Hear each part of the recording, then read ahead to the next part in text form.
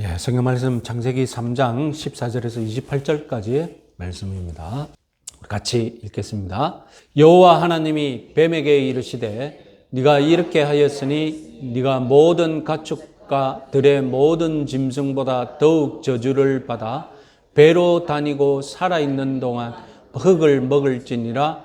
내가 너로 여자와 원수가 되게 하고 내 후손도 여자의 후손과 원수가 되게 하리니 여자의 후손은 머리를 상하게 할 것이요 너는 그의 발꿈치를 상하게 할 것이니라 하시고, 또 여자에게 이르시되 내가 네게 임신하는 고통을 크게 더하리니 네가 수고하고 자식을 낳을 것이며 너는 남편을 원하고 남편은 너를 다스릴 것이니라 하시고, 아담에게 이르시되 네가 내 아내의 말을 듣고 내가 네게 먹지 말라 한 나무의 열매를 먹었은즉 땅은 너로 말미암아 저주를 받고 너는 내 평생에 수고하여야 그 소산을 먹으리라.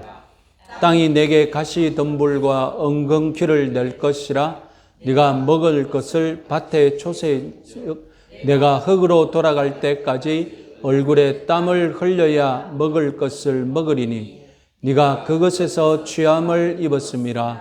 너는 흙이니 흙으로 돌아갈 것이니라 하시니라. 아담이 그의 아내의 이름을 하와라 불렀으니 그는 모든 산자의 어머니가 됨이더라. 여호와 하나님이 아담과 그의 아내를 위하여 가죽옷을 지어 입히시니라. 여호와 하나님이 이르시되 보라, 이 사람이 선악을 아는 일에 우리 중 하나같이 되었으니 그가 그의 손을 들어 생명나무 열매도 따먹고 영생할까 하노라 하시고, 여호와 하나님이 에덴 동산에서 그를 내보내어 그의 근원이 된 땅을 갈게 하시니라. 이같이 하나님이 그 사람을 쫓아내시고 에덴 동산 동쪽에 그룹들과 두루도는 불칼을 두어 생명나무의 길을 지키게 하시니라. 아멘. 8절부터 13절까지는 하나님께서 남자와 여자에게 자기 변호의 기회를 주시고 들어주셨습니다. 그러나 뱀에게는 변명의 기회를 주시지 않습니다. 14절부터 하나님은 반대로 여자와 남자 순서로 심판을 선언하십니다. 자, 표를 한번 보시면 딱 보면 눈에 띄는 것이 무엇입니까? 남자, 여자, 뱀, 그리고 여자, 남자 이런 순서로 가죠. 그리고 9절, 7을 보면 눈에 유독 띄는 것이 무엇입니까? 남자에게 많은 말씀을 하셨다는 것이죠. 하나님의 눈에 이 모든 타락의 책임자는 남자입니다. 여자가 먼저 먹었지만 남자가 동산을 잘 지켰다면, 남자가 자기 임무를 다하였다면 그러라고 하나님이 근육줄에 몸을 준 것 아닙니까? 그런데 힘쓰라고 그렇게 만들어 놓으셨는데, 그래서 하나님은 남자에게 많은 책임을 주고 있습니다. 우리 지난 시간에는 남자의 변명, 여자의 변명을 봤죠. 오늘은 순서대로 뱀이 받은 심판을 주목해 보겠습니다. 우리는 뱀이 아담 부부를 유혹할 때에 사탄의 도구라고 해석했었습니다. 그런데 심판을 받을 때 사탄은 면제되고 마치 뱀이 시험의 주체인 양 해석하고 적용하면 안 되겠죠. 뱀은 사탄의 도구로서 심판받는 것을 유념하고 우리는 이 저주를 해석할 때 그렇게 적용을 해야 합니다. 14절 상반절에 네가 모든 가축과 들의 모든 짐승보다 더욱 저주를 받아. 자, 이 번역은 사탄이 아니라 뱀이 원흉인 것처럼 해석할 수밖에 없습니다. 그런데 저주로 번역된 이 히브리어는 금지로도 번역할 수 있는데, 그래서 금지로 번역하면 사탄의 도구로서 뱀에게 적합한 심판으로 해석할 수 있습니다. 자, 새롭게 번역하면 모든 가축으로부터 금지되어, 이런 뜻이 됩니다.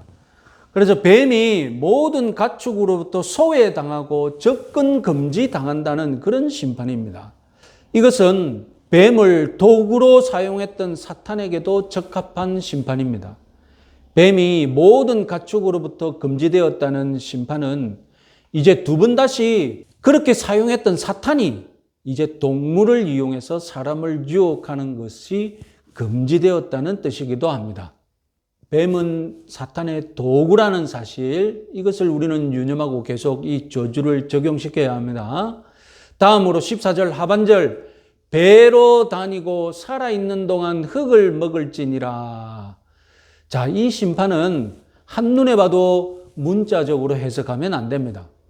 왜냐하면 지금 뱀이 흙을 먹고 살지 않기 때문입니다.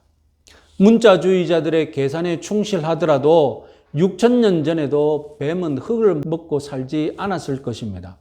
흙을 먹고 살면 그건 뱀이 아니죠. 뭡니까? 지렁이죠.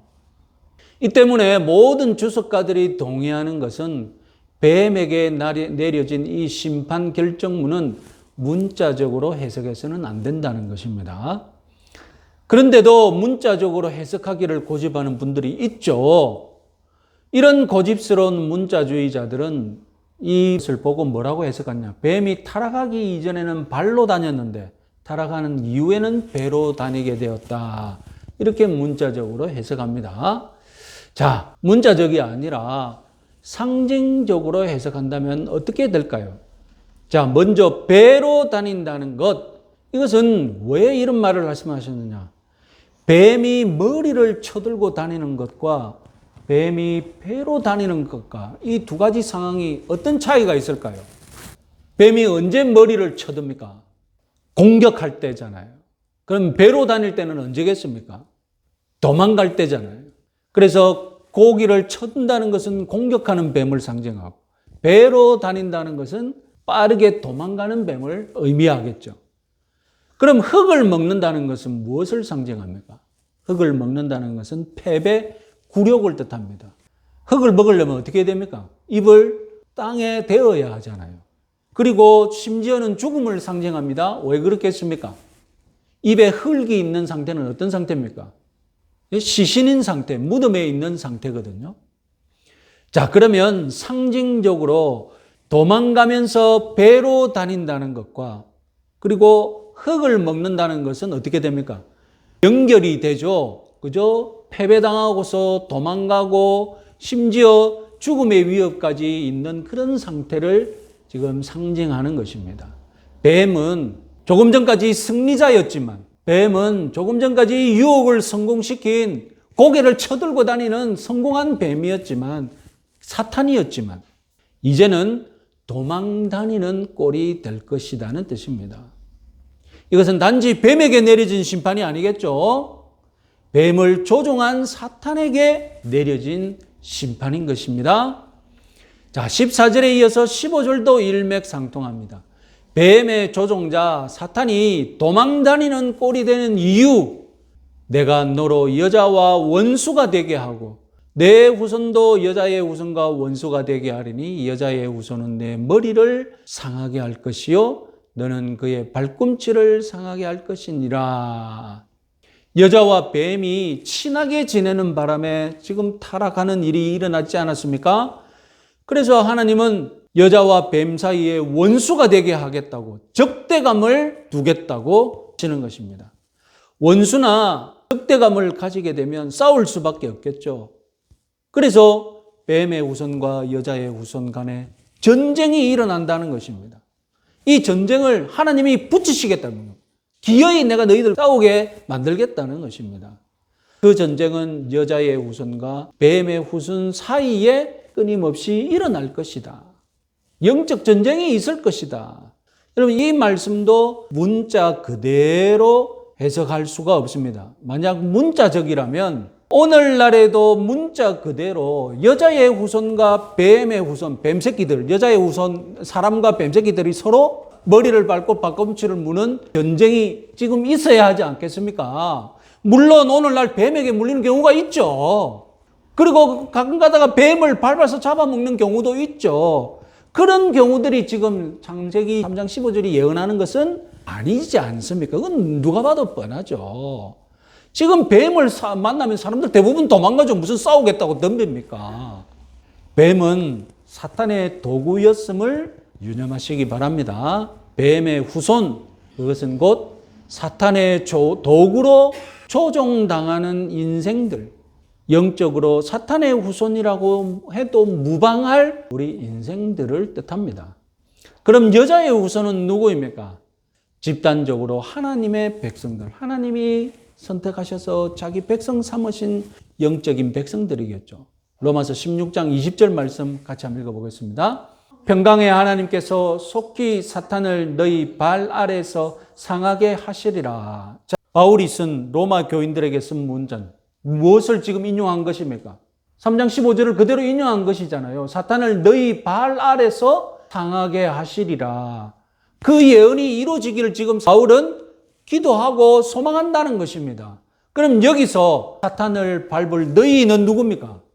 로마에 있는 예수 그리스도를 믿는 성도들을 로마에 있는 로마의 그 교회가 사탄의 머리를 밟을 너희들이지 않습니까?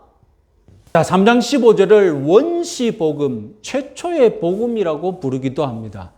왜냐하면 여자의 후손을 단 한 사람, 신약의 관점에서 메시아라고 해석할 수 있기 때문에 원시복음이라고 합니다. 하지만 고대 유대인들은 3장 15절의 이 후손을 메시아로 해석하지 않았습니다. 신약 성경도 여인의 후손을 언급하지 않습니다. 신약 성경이 후손을 언급한다면 그건 누구의 후손이겠습니까? 아브라함의 후손이라고 다 언급하죠.